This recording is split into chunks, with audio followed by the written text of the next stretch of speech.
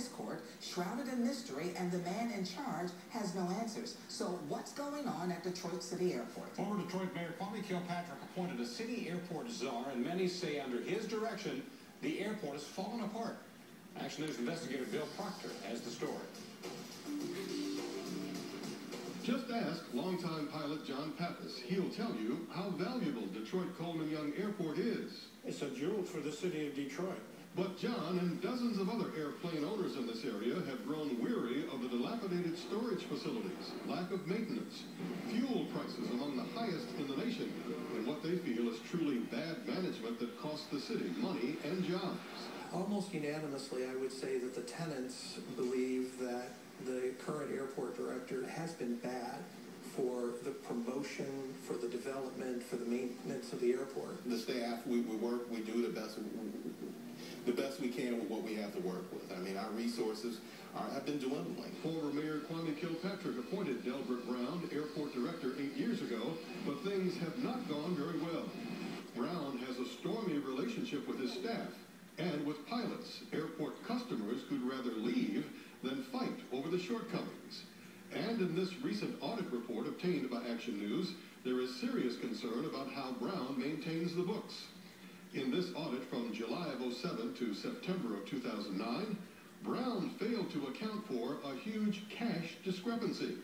Although he took in some $100,500 in deposits from pilots who rent hangars at the airport, the account has a balance of only $1,005.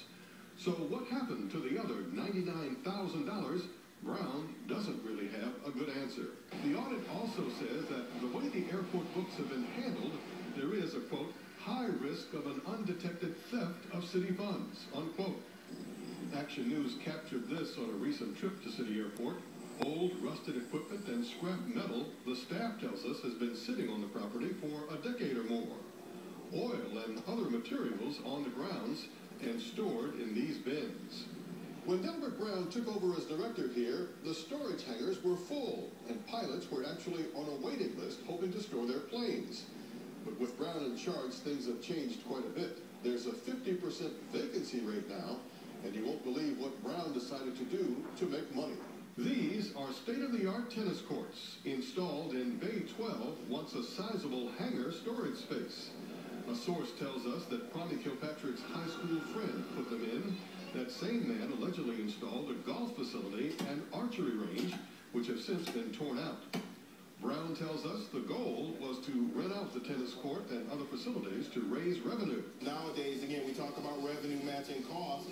I mean, you've got to make it, align. You got to be innovative and try to do, new things in terms of generating revenue. But that's not how Kinsey sees it. It made absolutely no sense to me that you would be converting areas within the airport that are designated for tenants to place their aircraft to have tennis courts installed. It's a big mess that Mayor Dave Bing has started to address, but much of it, like the missing money and the mysterious tennis court, Bing knew nothing about until Action News told him about it. We met Bing's transportation executive, Terry King, at the airport, and he says the administration plans to fix the problems. What kind of improvements we can do, what the time frame is going to do, and what it's going to cost. And that's going to ultimately determine exactly what direction this airport goes. The first change expected, well, Mayor Bing plans to replace the longtime fixed base operator at the airport. They are called Signature. They handle the fuel and flight operations. As for Delbert Brown's future, we'll let you know. Bill Proctor, Channel 7 Action News. Thank you, Bill. And coming up tomorrow night here at 11.